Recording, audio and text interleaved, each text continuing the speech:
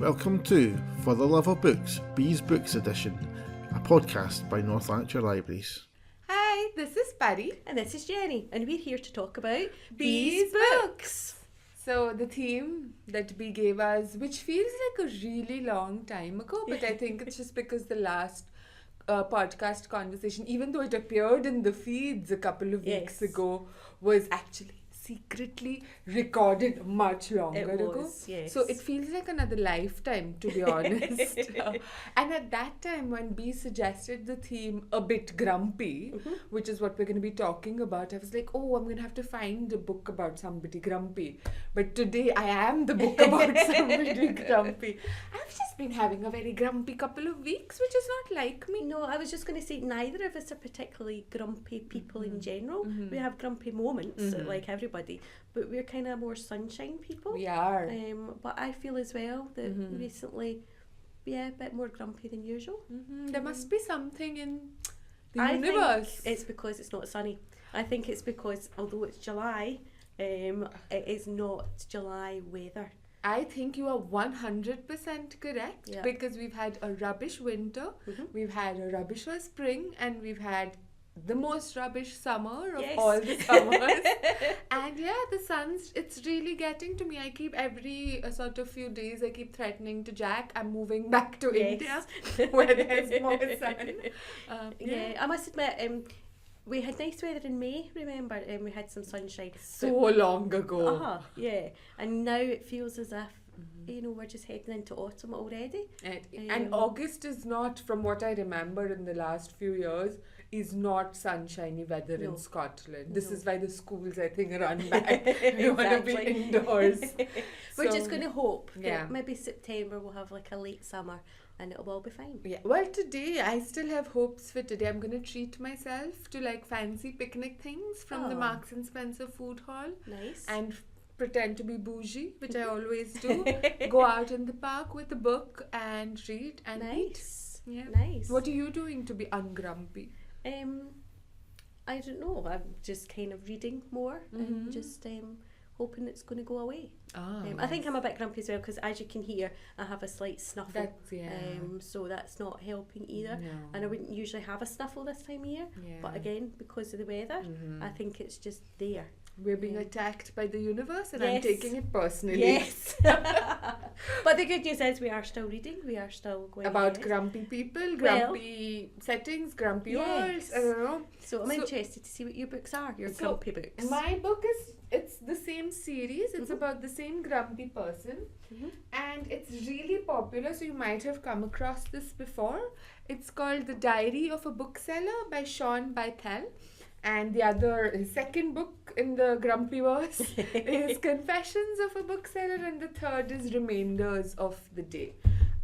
So I think for those who do know about this book series, he is spectacularly a grumpy bookseller and he's a real person. I'll talk about more about him in a bit, but who are your grumpy people? So I've went rogue-ish. So I'm not chosen grumpy books. I have chosen books because I was grumpy. So before I went on holiday, I had ordered a couple of books for my holiday.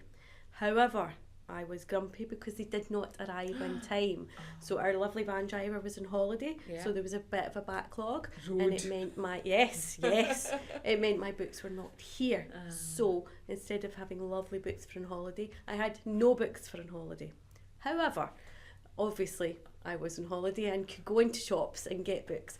And I am a charity shop guru, as you are. So I went into several charity shops and bought several books. Oh, that's the good. Lovely price of £1. Oh, fantastic. So even better. Yes.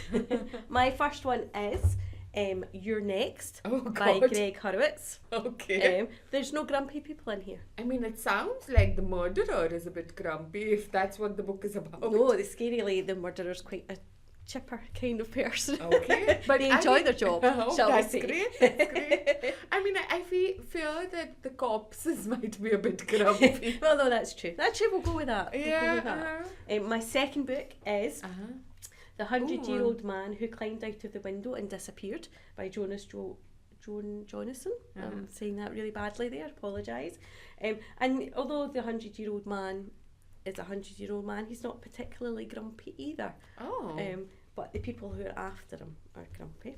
And my third book, sorry, we both have 3 books today, is A Swarming of Bees by Teresa Tomlinson. Okay. There's not particularly grumpy people in here either.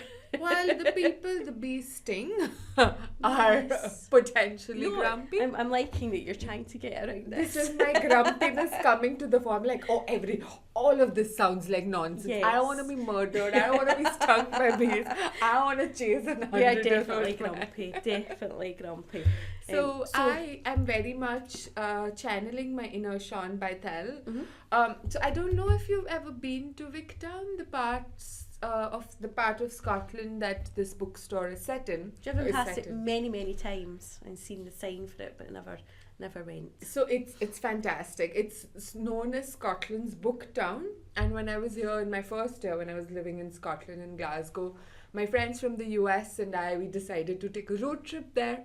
And because of the book townishness.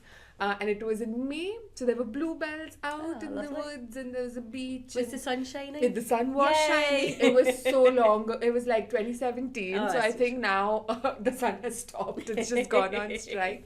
And this was before. I think he just published his book in 2017. I'm pretty sure the first one. So I hadn't read the book when I went there. But the bookshop, the town is magnificent, and the bookshop is fantastic. It's like a house that's converted into a bookshop. I think he lives on top of it, and it's just this like Aladdin's cave of wonders, because there's, sort of delightful things in every corner, despite him being really grumpy. One of which you would really appreciate, and he writes about that in the first book.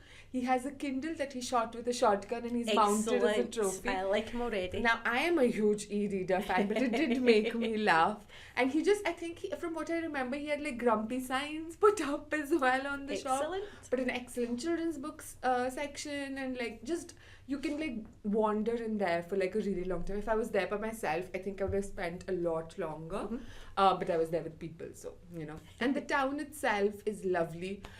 He also writes about this. There's I forget the name of it, but it's essentially an Airbnb in the town, which has a bookshop attached, so you can rent it out for a week and run your own bookshop for a week. Oh, lovely. It has a long waiting list, so the first thing I did was look it up, and I was like, like 3 years. It's not happening. Yeah, I know. But it's like super sort of like, it's become really famous all over the world, so people from everywhere want to come and be a part of, just their fantasy of running a bookshop.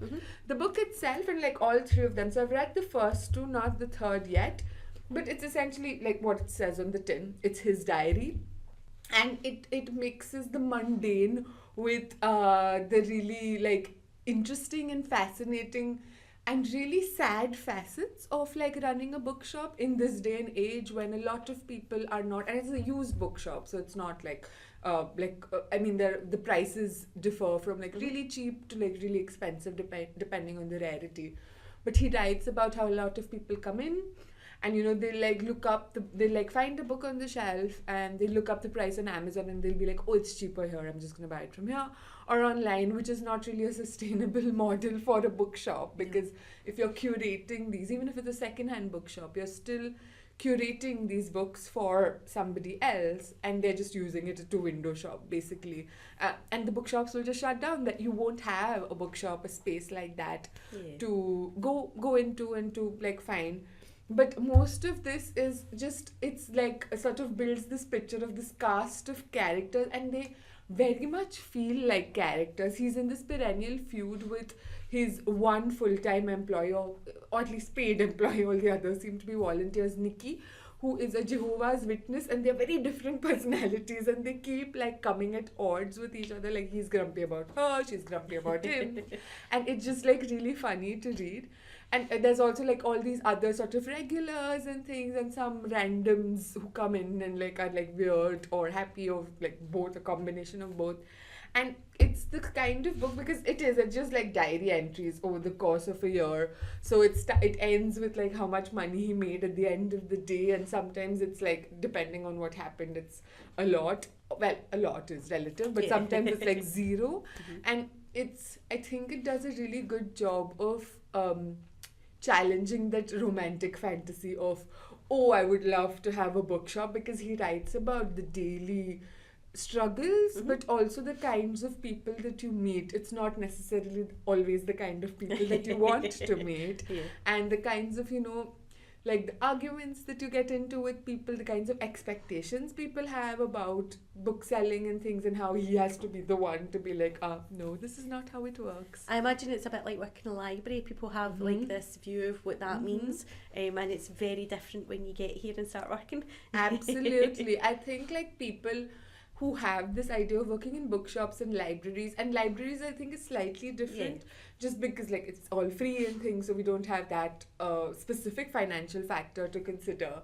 But even in terms of, so like people, sort of they dream of working in books and libraries because they like reading, and they like books. But that's not what book selling or being in a library is about. It's about job. People. Like you have to like people. And I don't think he likes people very much, but he seems to manage. I think he's made, so like, I don't think this book is for everyone. I don't think he is for everyone, his persona, because I think he'd rub people like the wrong way, like a lot of different kinds of people who expect a specific kind of persona. But I think like he'll charm a lot of others. Like I think because of these books specifically, he's like become this person and like persona that people come to expecting him to be grumpy. And if he wasn't grumpy, they'd not be happy. So like it's a part of and parcel of the experience, I suppose. He also runs, he's one of the people who runs this, the Wigtown Book Festival, which is coming up this autumn. It's an annual book festival, September, October. And so he writes about that in his diary as well, the sort of back behind the scenes of the background of how he's set up a book festival. Again, not just like the cool like fancy things, but like the actual, like you have to move the chairs and things, the things that the minutiae that makes it happen. So I think it's like a nice series to dip into. You don't need to read the whole thing at one go. I think I had, but I think I would recommend people to like dip in and out, because I think if you read it at one go, there's a lot of like things where nothing's happening, because it's not a narrative. No. It's not like a non-fiction narrative or a fiction narrative in the sense that there's a beginning, middle and end. It's just like the people he meets, the books he encounters, the things he does, some related to books, some not.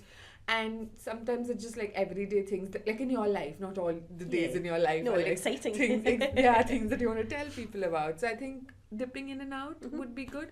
Otherwise, maybe you'll become really grumpy as well. Does he come across the same kind of customers that you would in libraries as well? Is there a slight crossover? I think there is a slight crossover in the weirdos. Speaking as a weirdo, no shade to other weirdos. But yeah, like I think there's a lot more because of the money involved.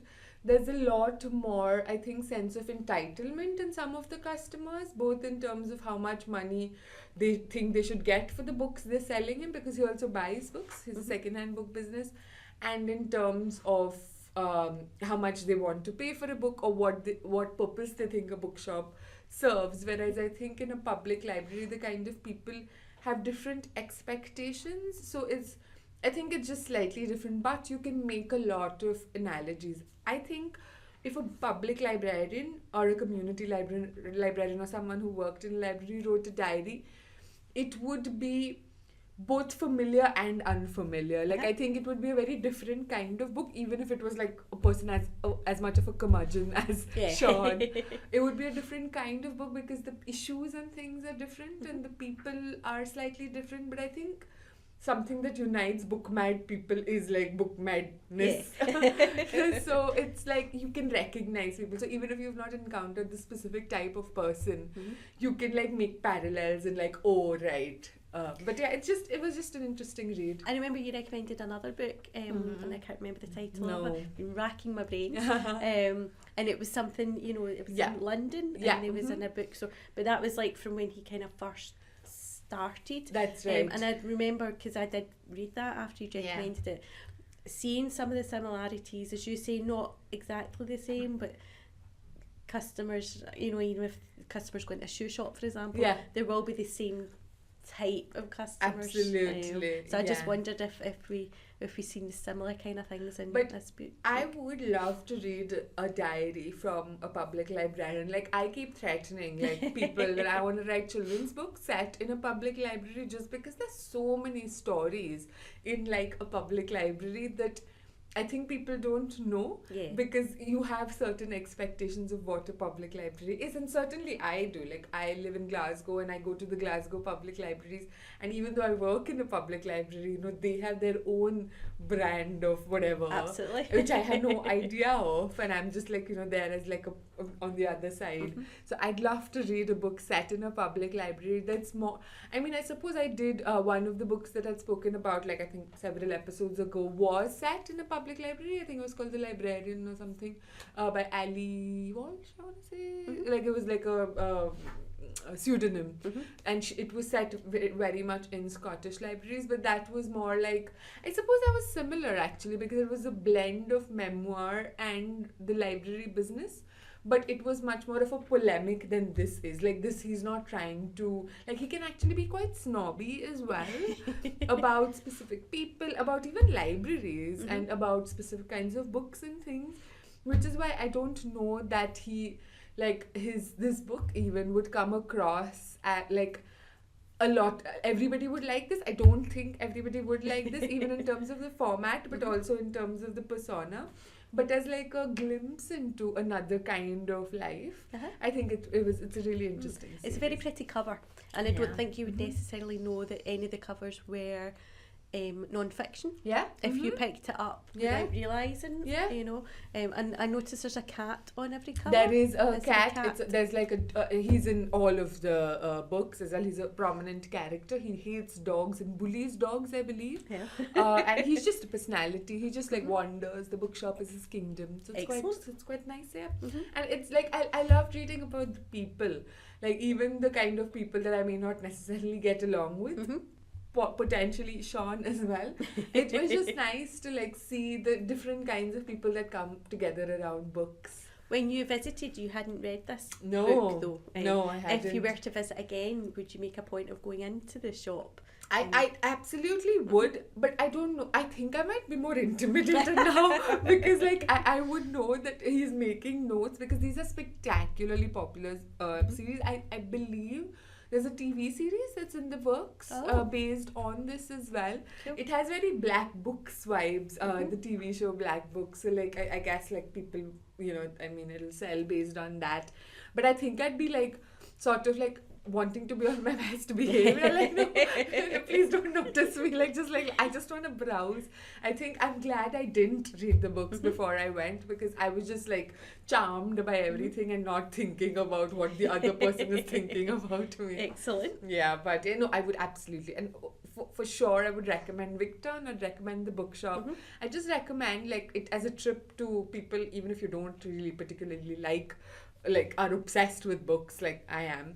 It's just a really nice town to visit, and the book festival that's coming up in the autumn, I think that'll be a good excuse to sort of get out. It'll be beautiful, I'm sure, because it's in a very woody part of the country, so it'll be beautiful in the autumn. Yes. So, yeah. Would you go to the book festival, do you think, at some point? Yes, for sure. I definitely want to go back to Wigtown, because like I said, I'd gone there with 4 other people, so our agendas were they had to come together, and we had to figure out how. So I would love to go either by myself or with someone I can bully, my partner, to come to things and just explore, And the book festival, I've actually attended it online a few times, especially during COVID, I think, 2020, 2021, they'd done they'd done YouTube live streams, and it was really nice. I attended so many book festivals, Edinburgh and Wigtown in 2020, 2021, because they were all online. Which is a way that people can access that wouldn't be able to travel, I suppose. Absolutely. And trying to big up the technology. For sure. But it was a bit like a podcast as well, because, they're talking about their books, and they're talking about things in they're sort of giving you like an elevator pitch of the book, but they're also talking about things that they might not have been able to put in the book. And I still remember one of the books that I encountered was The Five. I forget who the author is, but it's basically about the Jack the Ripper's, the women he killed, and it's completely about them. Like she went into like in-depth research about, you know, their lives and their deaths, because her argument in this festival was that, you know, Jack the Ripper has become this whole cottage industry all over the country, all over like the world. Absolutely. And like his victims are completely lost in the glamour of his persona and the mystery around him. And I loved how she presented that, and I loved how the passion with which she spoke about like put a sort of shining a light on these unrepresented stories. And I loved the book as well. The book was fantastic. So it's a great way to find out about, like, so even if you go along to an author, like a book festival, like an author that you may not have heard of, it's the theme around what they talk about that's really interesting. So so now that I've spoken about my grumpy person quite a lot, I would love to know about your grumpy question mark for people. So the first book by Greg Horowitz, I picked this off the shelf in the charity shop because I love this author. He does another series with Orphan X, who is kind of I don't like to do this because he's not really like Jack Reacher, but it's that kind of vibe to the book. So the main character, Evan, has been he was an orphan, obviously, and he was taken on and trained to basically become an assassin for the government. And he's taken a step out of that now, and he helps people. And I absolutely love the books. So when I saw the author, I thought, oh, this isn't in that series, it's a standalone book, but I'll give it a go because I know I like the author. I very much enjoyed it, which is great. So basically it's about this guy, Mike, who has worked as, he was an orphan as well actually. He was kind of abandoned by his father at 4 years old in a play park. And he doesn't know his story. So he's hired a private investigator to try and work out what's happened to his family. It's been happening for years and years and they've never found anything. But meantime, he's kind of grown up, made a name for himself. He's now building houses, and he's just finished a development, and all the houses are as green as they can be. So he's used all sorts of new technology to make them sustainable and all that kind of stuff. And just basically as he's like filling in the last hole, he finds that some of the pipe work has been PVC instead of the eco-friendly stuff. So it's the night of the basic, he's getting like an award, you know, for this.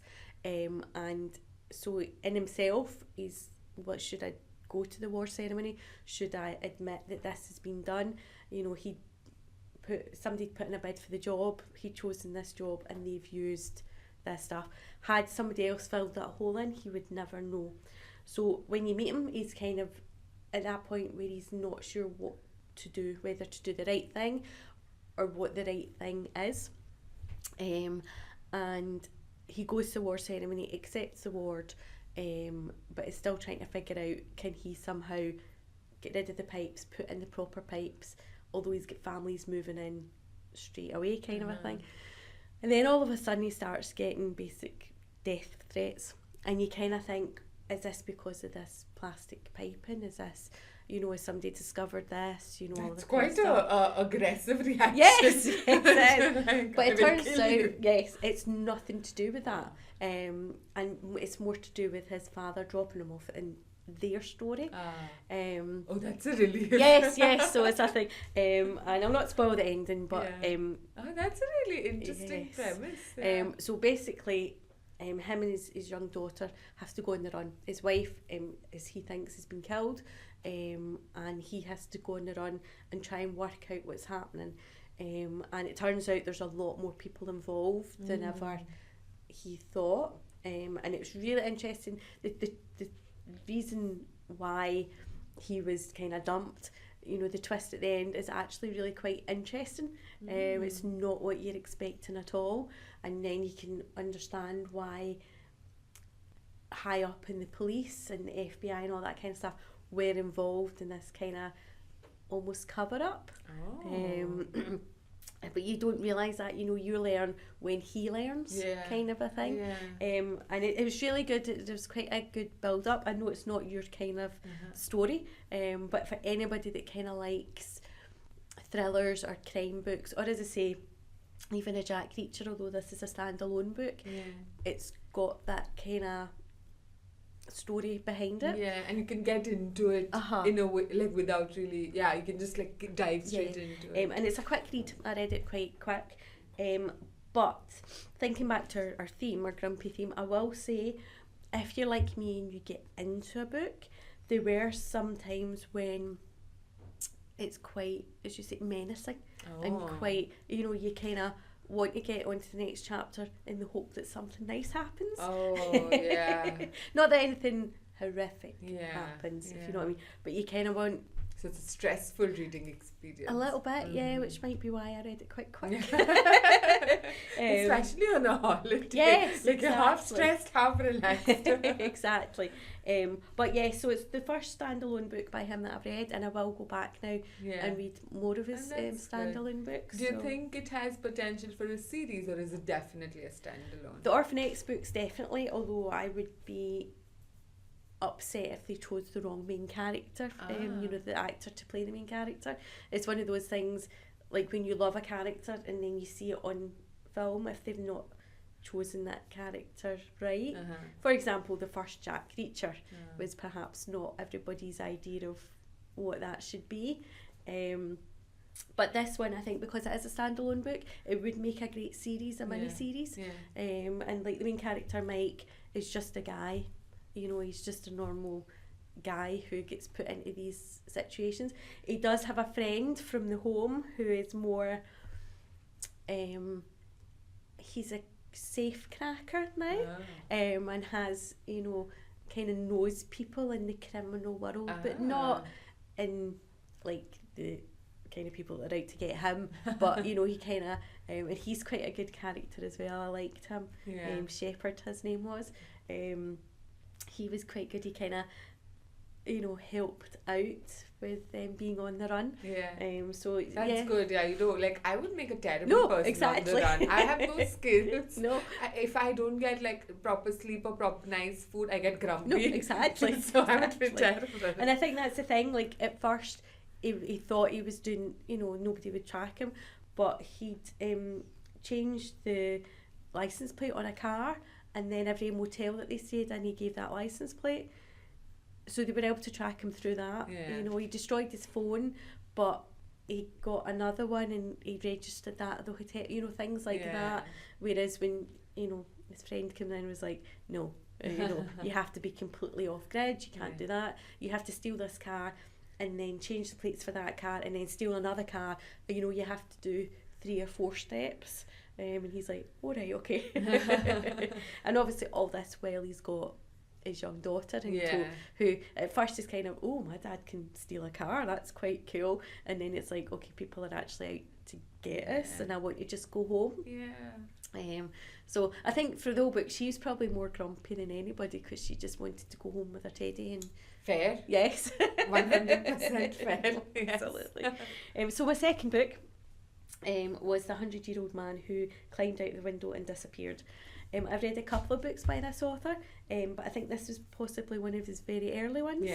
And I absolutely loved it. So any of his other books are laugh out loud books for me. He's Swedish, I want to say, and he has that kind of humour that sometimes you kind of have to read back and realise that it's funny, but other times you're laughing and you're not sure why. And basically it's the man who, I've forgotten his name, Alan. It's 100 years old, it's his birthday today, and he's in an old folks home and he can't be bothered. Basically the mayor's coming, they're having a big party for him, and he's like, I'm 100, I can't be bothered with that. So he climbs out the window, he is on the ground floor, and he disappears basically. And the story is his story of what happens to him, but at the same time cut into that is his story when he was younger. And at first I was like, oh, I'm not sure about this jumping backwards and forwards, but I loved it. I mean, when I got into it, And basically, he's 100 years old. I think it's 2000. I can't remember. So basically, he was born just before the First World War. And when you're cutting back to his history, he manages to be in every place at a significant time by accident. So basically, a bit like Forrest Gump. yes, it's that kind of thing. So he manages, like, there's a whole thing where he's the one that kind of suggests about splitting the atom for the atom bomb and things like that, when he's like handing out coffee and things. And it's funny because he hates politics, hates it. And every situation he gets into there's some kind of politics involved. So he meets several of the presidents, you know, over the two wars. He meets Churchill, you know, and it's really funny, but believable as well. At one point he's trying to get home again, and he has to cross the Himalayas. But yeah, as one does. Oh yeah. And anyway, when I'm saying it out loud, it actually sounds completely unbelievable.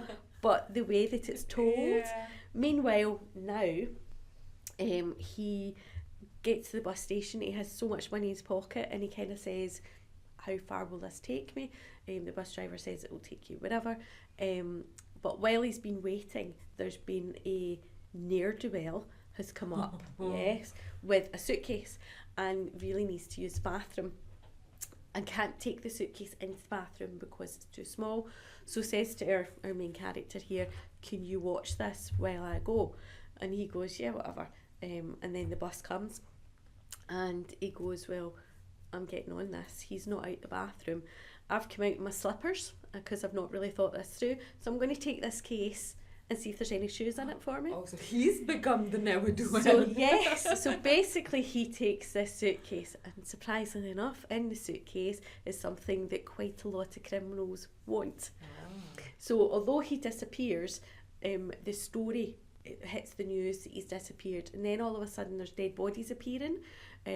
There's, you know, criminal people looking for him and all this kind of stuff. Meanwhile, he's just kind of dodging along, opens the case and goes, "Oh, okay, this is not shoes, but it might buy me quite a lot of shoes." He meets certain people on his way, and it's just a wonderful journey, that part of it. But to cut in with his history as well, it was just a wonderful book. Again, I read it really quickly. And I have the second one because I went into another charity shop and they had the second one there, the Further Adventures. It involves a hot air balloon. That's all I know. And all the That's friends. all you need to know. No, exactly. But it tells you, it's basically what happens after. Basically, he's just a man who wants to sit on a beach and drink. I found vodka. a connecting sort of factor between both of these books, which is like both of these people are on the run. Yes. From like whoever, and like I personally am spiritually opposed to running, so which would make me very grumpy. So I've tied it back to the theme. Excellent. What about your third B book? I'm going to be very quick with this because this is not in the libraries, and I know that's naughty. But People can go to Wicktown and look. And it's on your technological things. But it's set when, as I say, we were on holiday in Yorkshire, and it's set in Yorkshire. It's kind of a local author, although she does do kids books. This is kind of her first, I think, forage into adult books. And it's called A Swarming of Bees. And it's set basically in Whitby. I don't know if you know Whitby Abbey, Dracula, all that kind of stuff. Yeah. So Bram Stoker, the story is, was there, and there was a big storm, and the big abbey, which is beautiful, was there, big cliffs, beach and stuff, and that's where the idea for where Dracula came to Britain in his boat, kind of, that's supposed to be the beach there. But this is set way before then. I'm trying to have a quick look here. So it's a historical Yes, it's fiction. very historical. It is, I want to say, the year 608. Oh, It's very very, historical. very. There we go, I wasn't too far away. The year is 664. Okay. And basically, the abbess at the time, England was very different then, and basically they were coming together at that point to decide whether they wanted to go with the Roman religion or the Irish religion to see which. Basically to us it meant whether the monks had a bald head in the middle or a bald head at the front. So the Irish ones kind of shaved from their front backwards to their ears and had long hair at the back, whereas the Roman tonsure, I think it's called, was like what we think of as just, monks having that kind of thing in the middle. It was things like that. Now obviously it was bigger than that. But the synod was decided at this place, and that's what's happening when you first get introduced to the book. It's very much like Ellis Peters' Cadfael books, which I know there's loads of fans out there. I'm a big fan as well. The main character is not a nun as such. She is a herb wife, so she's like an apothecary or something like that. But she's kind of started living in this enclosure and has become their kind of nurse, we would say nowadays. So she's not religious really at all. She still kind of hangs on to the kind of old gods and things like that. So, it was Woden and Thor and things like that. They were still kind of thinking about that. So she's kind of half in one and half in the other camp. And basically, yes, it's a murder book. Something happens. Oh, it's a murder book. That is not what I expected. I was like, oh, is this turning out to be she's going to be like, burn her, she's a witch? No. It's definitely, so Cadfael books were the same. They're kind of murder mysteries. Cadfael was a monk and, it kind of happened in the monastery. So, I wasn't sure at first where it was going to go either, because plague comes. So because of all these people visiting, all these people come on ships, and as we know, rats kind of travel at that time, so the plague kind of comes. So they decide their decision, off they go. Unbeknownst to them, some of them have the plague, and they take it out into the country, kind of a thing. Meanwhile, there's people dying, and it looks like the plague, but it's not. Somebody's kind of up to no good, if you see what I mean. And as I say, I wasn't really expecting it. I just kind of liked the cover because it had a bee on it. Yeah.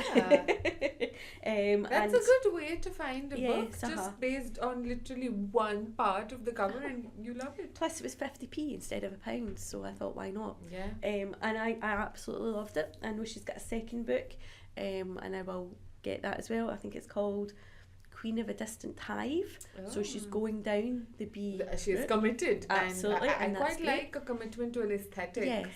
So I apologise for putting that in because we don't have it in the library, but you can get it in other places. Yeah, in bookshops you can support books and writers. You could go to Wigtown and go to Sean's bookshop and maybe he would have it there. Maybe. Possibly not signed by the author. I have to say, especially for 50 pence, I have a book that is signed by, rustling pages, by the author. Oh, very nice. She's offering us her best wishes. Yes, she is.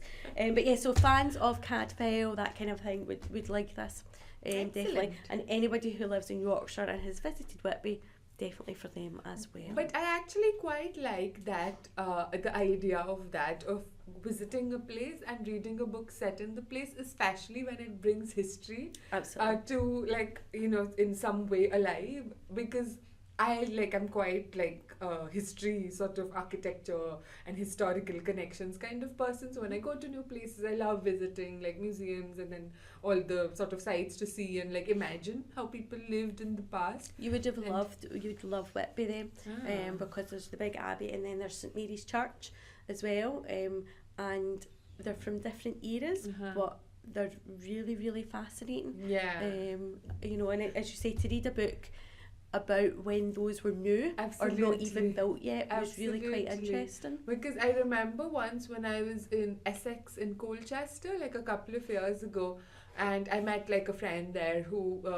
recommended this book to me, said about the witch burnings in Colchester. And I did read the book, and it was much darker than I thought it would be, because usually when I read about witches, it's all about, witches and power and magic and whatever. And this was like, oh my god, this is horrible. All the men are burning all the women. Terrible, but like really interesting glimpse into a history that existed, but making it more accessible via story and more fun with murders. So, Murder is always fun in it's books. fun, Yeah. yes. But yeah, I think that was like, together we've made a really quite sizably grumpy offering. Yes. But we've come out the other side, not being as grumpy as we were when we went in. That is true. Oh, how profound. Yes. That's why we podcast, to be slightly less grumpy. Yes. It should be called the Slightly Less Grumpy Podcast. Spin-off. Yeah. I mean, now that we've committed to our grump. We've entered a grump era. Yeah. As I say though, it's not our natural default, No, to be I fair. don't like it. No. Because, well, hopefully next time we'll be less grumpy, Yes. like in the future, when we'll be our sunshiny Sunshiny self. Thank you. It's very difficult to say. Well, on talking on that note, I shall let you know what the topic is for next time. Bea has been decided she's fed up with grumpiness. I'm glad. I feel as if our last few podcasts have been quite serious. So she's decided, one word, joy. Oh, joy. Just joy. I mean, she's enforcing it upon Yes. us, whether we like it or not. But maybe that's what we need. Maybe that is what we need, somebody Yes. to force joy. Yes. Well, hopefully that'll work. Yeah, it'd be nice somebody force joy on the whole world. I agree, yes. But it's again, like, I mean, we're trying to get away from the idea that we're in a cult and bees are cult leader. But, if it works, it works. But yes, hopefully we'll come out more joyful selves next time. But in Yes. the meanwhile, thank you so much for listening. Bye.